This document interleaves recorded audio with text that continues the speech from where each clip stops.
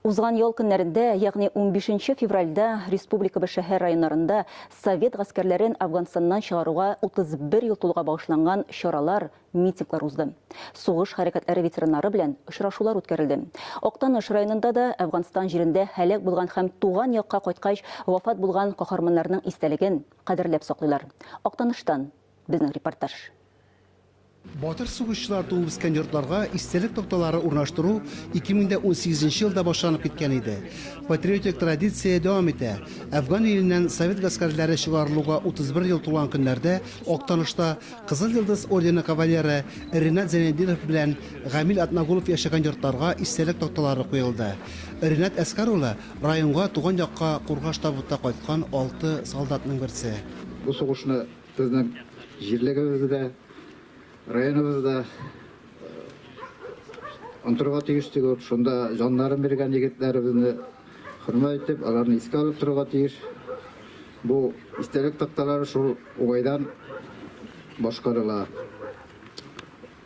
Туганнарына, якыннарына сабырлык теләп, аның урыны җымыкта булсын, тыныч йокласын.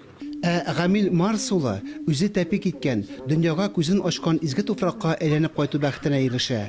Әмма сугыш яралары, яу кырында алган күңел җәрәхәтләре гомерен бик күпкә кыскарта. Актаныш районыннан Афган сугышында 127 егет катнаша. Хәзер аларның 67се район авылларында яши. Тыныч тормышта туган илгә хезмәт итә.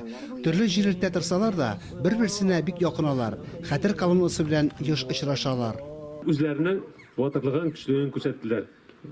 Bütün техникада, автомат, танкларда, bütünüzde алар үзләре атмыйлар, үзләре йөрмиләр. Алар шушы җегетләр тарафыннан үзләренең көчлелеген күрсәтәләр. Һәм безнең илнең хәрбинең көчен күрсәтеп, безнең илнең читтә сугышып булса да тынычлыгын тәэмин иттеләр. Афганчыларның район берлеге оешты. Аның җитәкчесе Исургатин сугышчы интернационалистлар турында яшь буын белеп үсәргә тиеш ди. Шуңа күрә дә мондый чараларга яшь буынны җәлеп итәләр. Туган нигез янына сугышчыларның фотосурәтләре, хәрби билетлары һәм хәрби билетләре куелган иде. Илмә тактага фотосурәтләр янына кызыл канафер чәчәкләре салынды.